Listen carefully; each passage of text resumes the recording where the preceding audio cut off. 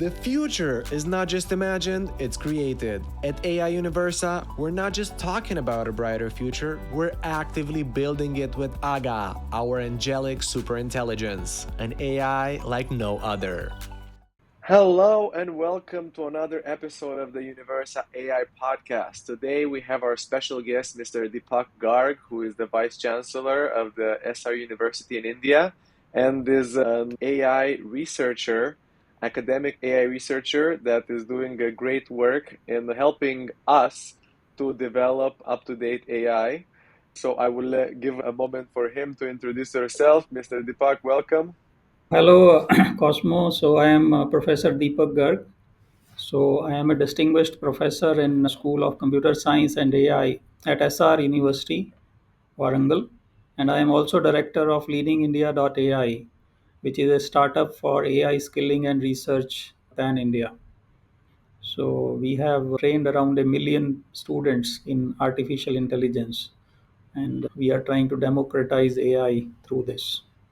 Amazing, amazing. That it's a great mission, and I'm so glad that more and more students are being trained into AI because it is the future, basically, the future that we are creating together. And we do need developers, even though some people now are saying that, hey, ChatGPT can do a lot of things. ChatGPT created a big hype in what is AI. But academics have been doing research in AI or machine learning for 20, 30, 40 years now, and that's more the subject that I would like to discuss today. It's the research and the academic development that basically led into the AI hype that just started last year, because AI didn't just come up overnight, like, hey, boom, ChatGPT was launched and everybody's like, oh my god, this is amazing. Where has been AI until now? So Mr. Deepak, if you could tell us what is the history of the academic research. How did we get to this point in AI development? Very good question, Cosmo. So basically, I will give 3 bullet points that why we reached to this hype of AI. Initially, when we used to do research in AI, we used to use some few images or some very limited data to have AI research. But now, what is happening because of the proliferation of so many electronic devices, everybody having smartphones, the number of data points and the people who are having access to data has increased exponentially. So that is one major point, that we have now availability of large data sets. Second is the availability of large compute. So with the proliferation of GPU servers and GPU devices, the matrix multiplication, that is key part of AI processes, is now available and can be done in fraction of time than it was done 20 years ago.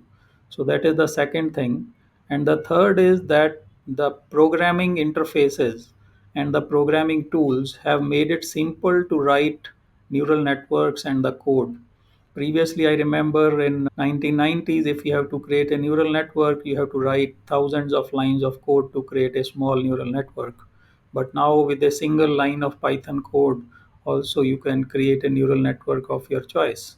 So that is the kind of changes it has took, and how the number of coders, number of researchers have jumped onto this AI bandwagon, and the number of researchers who are now doing research in different fields of AI.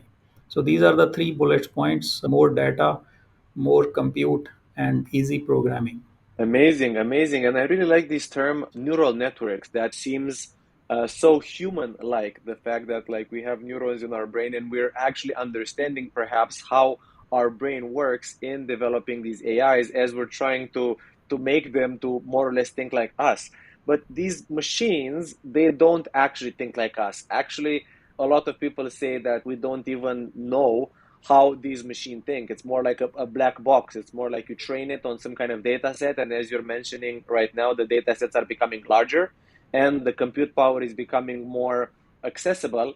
So, do we know? I'm curious how these neural networks actually function, or we just look at the input and output data? Like, how is it working for our listeners to understand better? So there is a philosophical side of this also, because compute is also some kind of thinking. So when we say that we are looking at the word and our brain computes whatever we are seeing, and also when we hear something, then we process that sound in our brain. So this compute also has a thinking aspect. So when we are saying that neural networks are similar to what we think, so that is in some way right. And the second part of your question is that whether the neural networks that we are using now, so whether they are completely black box or not. So I will say in one of the interviews, one of the creators of ChatGPT themselves said that even we don't understand how it is functioning 100%. So many things are happening, billions and trillions of computations are happening inside the multi-layer neural networks. And till now, we are not able to understand fully that how we are getting the output from this box. It is not 100% black box, it is not 100% transparent, but increasingly now we are able to understand the functioning because of the upcoming research in explainability of AI. So now people are able to explain to some extent that how the neural networks, how the AI models are giving the output from certain input. Amazing, amazing. That brings so much light into the conversation. And I'm actually curious, like as an academic, because in the previous question you mentioned that in the even in the academic field there has been a lot of hype generated around AI, and a lot more students potentially and a lot more research is being done now in AI. But I'm curious, what is the particular research that has basically led us up to this point?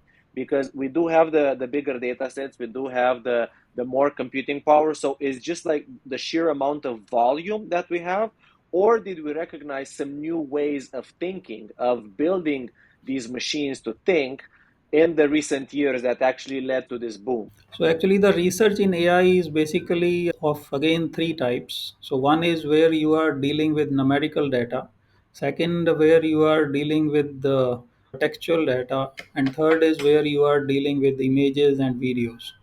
So with the if you see the history, there was a competition known as ImageNet. So where the researchers in AI annually they used to gather and they used to compete and to classify the images given in the ImageNet. Initially, the accuracy was near 60 to 70% of accurate classification, but now that accuracy has gone up and it matches the human accuracy. So, similarly, wherever the AI has proliferated into the use cases of society in general, there we see that the basic benchmark is that the accuracy of those applications has either equated or surpassed with the human accuracy in that field. Then only the people start Mm. using the AI applications instead of using the human beings for that application. So that is the basic benchmark we need to understand. Amazing. I mean, I didn't even know that there was actually a comparison, I mean, between physically comparing AI with humans, but I did hear some of these comparisons being made to the extent, especially, I was talking to somebody the other day in the field of medical research, that now AI can actually predict up to higher of 91% accuracy what diagnosis to give to a patient. And even the highest doctors, if we take their whole career like accuracy for a doctor that has been practicing for over 40 years or so, their accuracy is somewhere around the 80% margin. So that is actually how like we're comparing the AIs with humans, and potentially how we can later in time decide what actual jobs are more suited for AI and what actual jobs are more suited for humans. And I'm curious, from your perspective, actually, where do you think this is potentially going in the next 3 to 5 years? I mean, we're not talking about fully AI replacing human jobs, but where do you think this research is leading to AI increasing performance in certain fields or jobs, like it has been like text with stuff like ChatGPT, or maybe like images? Like, what do you think is showing from the research perspective the trends in AI development? Yeah, very good question. Means just to add to my previous answer, the another thing that we need to understand from this progress of AI is that there is difference in implementing the AI in critical areas and non-critical areas, where the either Hmm. health or the human life is involved. So let us say if you are implementing AI in healthcare applications where you are diagnosing something or you are prescribing something, there it is very difficult to have any gap in the accuracy levels. For example, even if you have a 95% accuracy in the detection of cancer or the diseases like this, so still 5% gap means that you are giving wrong result to 5% of the patients. So either you are generating some false positives or you are generating some true negatives. So that is both are not correct. So somebody who is not a patient, not a cancer patient, but is diagnosed as cancer patient, or somebody who is a cancer patient but not diagnosed. So both are very bad for those particular instances, those people who are facing that AI model. And in that case, they don't have any access to a appeal process or a judicial process. As of now, we don't have strong laws or strong systems in place to checkmate that. So that is one area where the AI implementation is lagging as of now, because we are waiting for some of these laws and rules to be built. The another area is where we are having most of the business sense, for example, CRM applications, insurance applications, or manufacturing, means where small error is acceptable. So those kind of applications are growing more in nature as of now. So we are waiting for that explainability part to be solved by the researchers till we can implement it in the critical areas of healthcare and also in the areas where human life is involved. For example, auto triggering of missiles based on some border surveillance, or auto triggering of some weapon systems based on some AI inputs. So in that case also we need a human in the loop to take the final decision. We Yes, cannot do it absolutely. with the AI systems.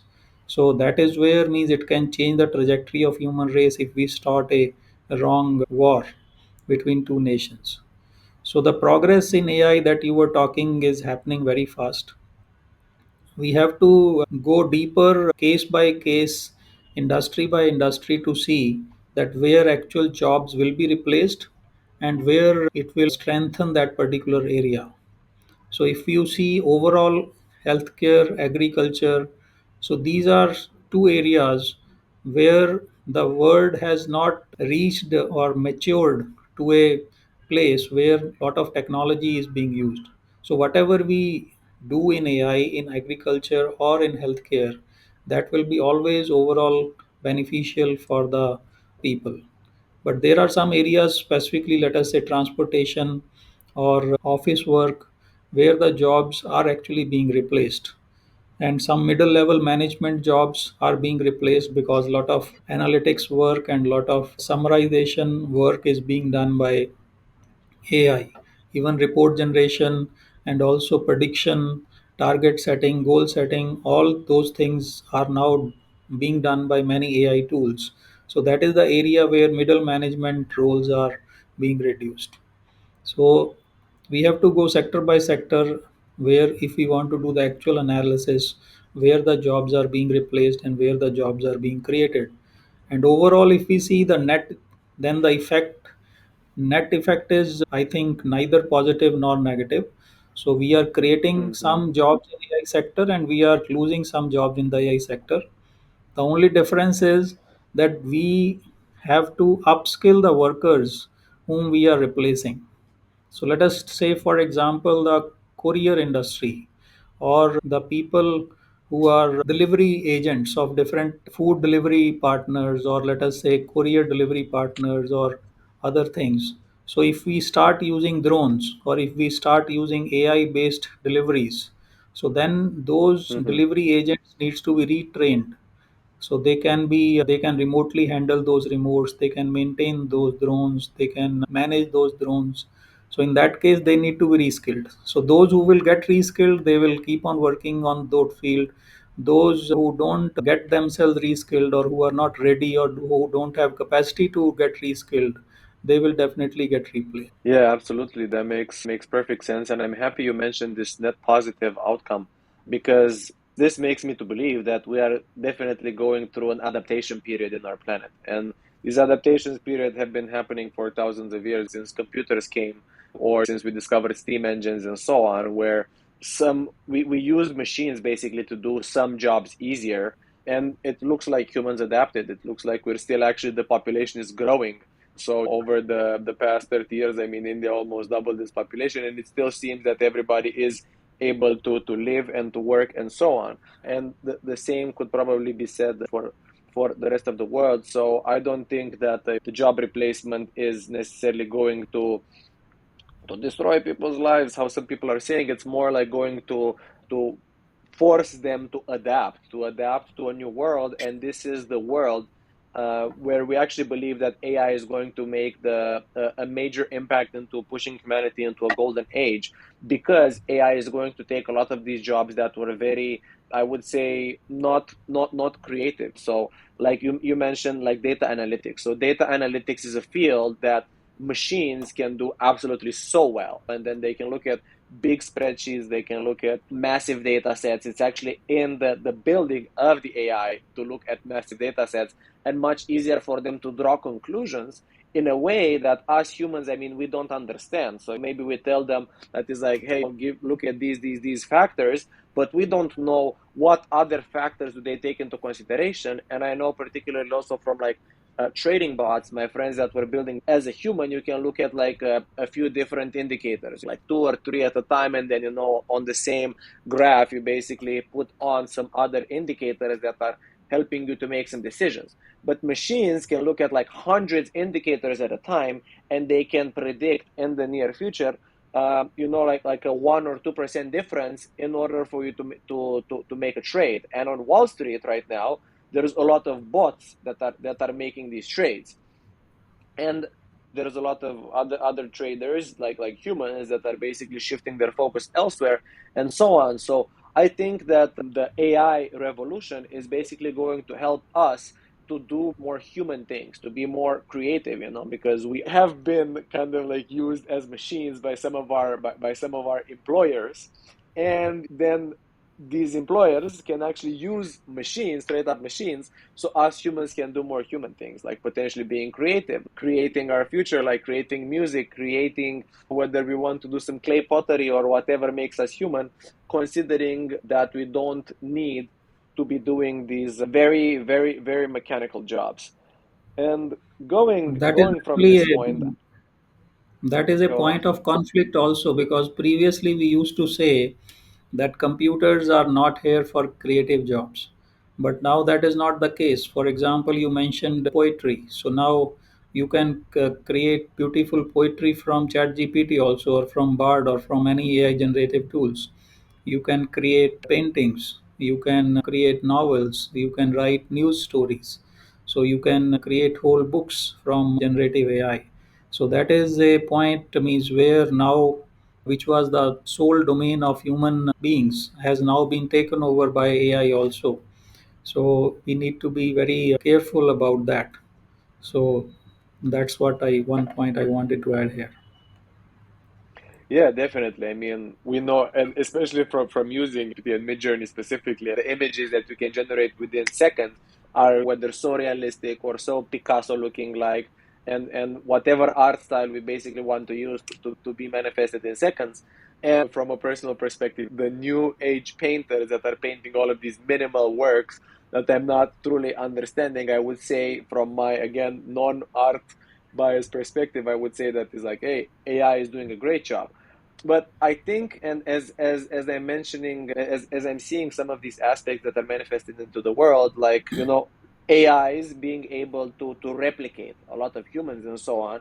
I think that the power of being human, and this is what I was discussing with another guest, the power that human made art, like human made, singing, like actually live in real life. So it's not about, like watching an artist just online, because you see, like, now you go to concerts and everybody's with their phone up trying to film. So by because they want to put it on the internet and so on.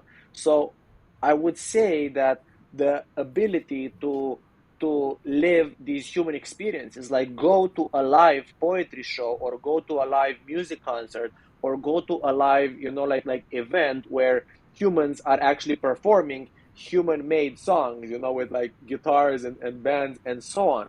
I think this is going to shift more into like this type of beauty. And then if you're interested in, okay, like generating, like I really like this Taylor Swift song or like whatever song from the 1800s, like Mozart or whatever, you can just tell the AI is like, hey, make me like 5 songs like this, and it will probably make them. But it will still like not have this like humanly touch that is going to become important. And I'm sure that there's going to be AI concerts that maybe people are going to go to. So that is kind of the perspective as we're freeing up more time from humans to not have to do these jobs that potentially like they don't even want and that machines can do incredibly well, to allow more time for them to do what they actually want, which is perhaps, create some poetry. Yeah, machines can do them, but humans will take great pleasure in doing them since they don't have to work.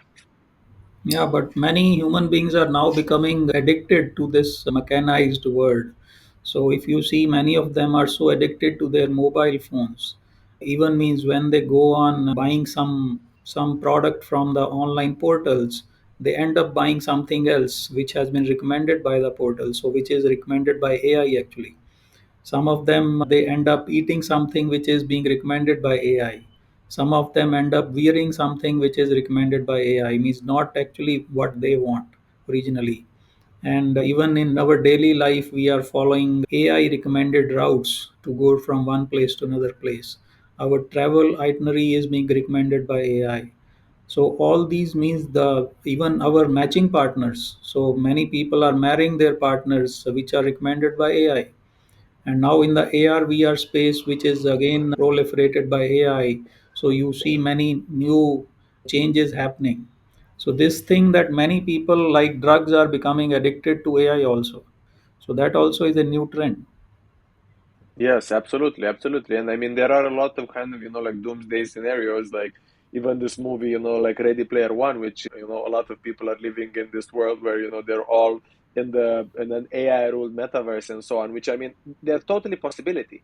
And potentially like this is the new age that we are creating in this like AI revolution, the ability for people to kind of do whatever they want. I mean, some of them can choose to still be enslaved, quote unquote, by their masters, which in this case, I mean, could potentially be machines, because you're definitely right, like, is addicting. I mean, social media is addicting. Like, we stay on these apps for longer and longer because an AI algorithm is actually showing us content that is relevant to us and that keeps keeping us in the loop. And these AIs are incentivized to show us the best content in order to keep you on the app, in order to show you more ads, in order to make you buy more stuff. And companies are paying. And I mean, we know that this is happening, and potentially in the next stage is going to go a level even deeper.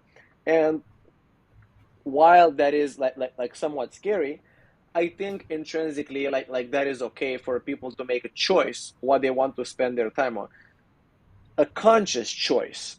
And that is potentially the issue, that a lot of people do not really make conscious choices because they're being like so blatantly kind of following these AI advices. But India, for example, I mean, it is a very conscious and aware country, and I've seen personally as a lot of more time is being freed up from people from all over the world as they tune in more into this consciousness and trying to consciously make their decisions on what they want to spend their time on, what is worth their time. Like, like I think me personally and a lot of us go through this phase where like we're mindlessly scrolling, and then we stop and we look and it's like, man, like what am I actually doing? And slowly we realize it, especially as we're not looking for social media or for buying as an escape, because that's one of the trends that's kind of happening is is like we're so caught up in the work, and we're so caught up in our quote unquote problems, some of them stemming from work, that when we get free time, we're more looking for an escape. So whether we buy that new stuff because like hey, I've been working so much, like I want to buy something that the algorithm shows me, or that I'm scrolling mindlessly for 4 hours just because I want to escape, because I have all of these other problems like job and so on. By removing these job problems, because like hey, now AI can basically help me in my job, I'm creating a lot of space for me and to choose what I spend my time on. So it's everybody's choice as we're moving into this next evolution of humanity. Yeah, you're right. So I think the Yeah, next frontier will be means when this AI takes hold even more, then we need to create spaces where people can meet each other, where people can have a dialogue with each other, where we people can understand who we are. Means apart from this technology, if we keep this technology apart, then as a human, as a person, as a soul, as a spirit, who we are. So those will be very relevant questions for new generations, means so that they have some time beyond technology also to understand themselves. exactly, exactly. And that is actually why we're building a community. We're building a community with the Universa AI Hub, and what we're doing, we're looking for, like people that are interested in actually living in this new age, like actually living, not just mindlessly living and being scared or, being manipulated by AI, but using this AI for good in order to allow them to have more time and then to live as humans in the near future. So we encourage people to join this community, and I'm sure there are other communities being formed worldwide, because I see this every day. And yeah, humans wanting to be more humans.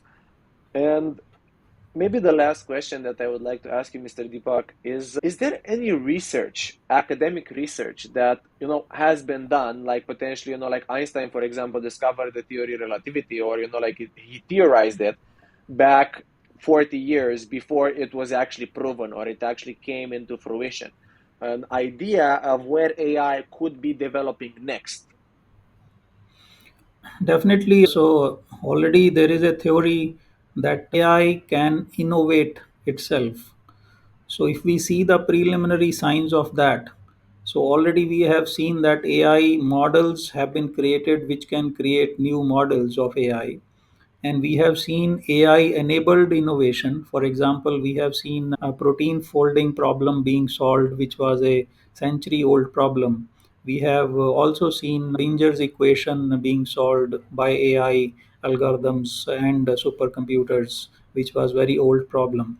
So now we are using AI to enable new innovations, but the next frontier will be AI itself innovating new thing.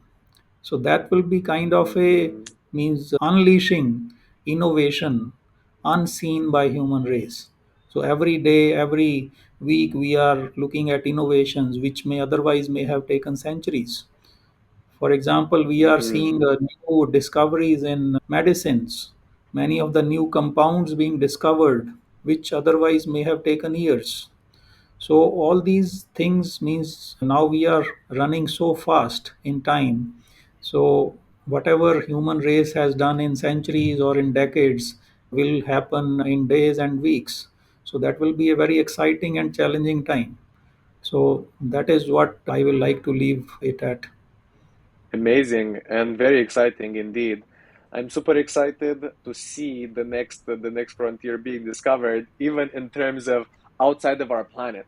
I'm super excited to see AI helping us to reach outer planets and to reach, the space, and that's truly where I believe we can shine and abundance can be manifested, is by using the resources that are abundant in space onto our planet, so we don't have to constantly, destroy our planet basically, and we can live happily on this earth. That to me is very exciting, and I'm excited to see AI helping us achieve this. And I'm very grateful that you participated in our podcast today. It was a very good experience. Thank you so much for coming, and good luck with your research. People can follow you with the link in the description. They can look at the research that you're posting or get in touch with you. So thank you once Thank you again. If very there's much. anything else you want to say, Thank you. It was nice discussion. We look forward that AI proliferates and progresses in a way that it is beneficial for the humankind. And it is our responsibility as researchers, as members of the human race, that we don't take any steps which creates unease in the society, which creates divides in the society, which creates more unequitable distribution in the society. So as a responsible citizen, I will urge all of them who will hear my podcast that they should behave in a ethics and moral way so that it is beneficial for the human race. Hmm. Amazing. Thank you so much, Mr. Deepak, and may they hear your words. Have an amazing day. Thank you for being part of today's journey on the AI Universa podcast. To continue exploring the realms of AI and the golden age we're creating, join our community via the link in the description.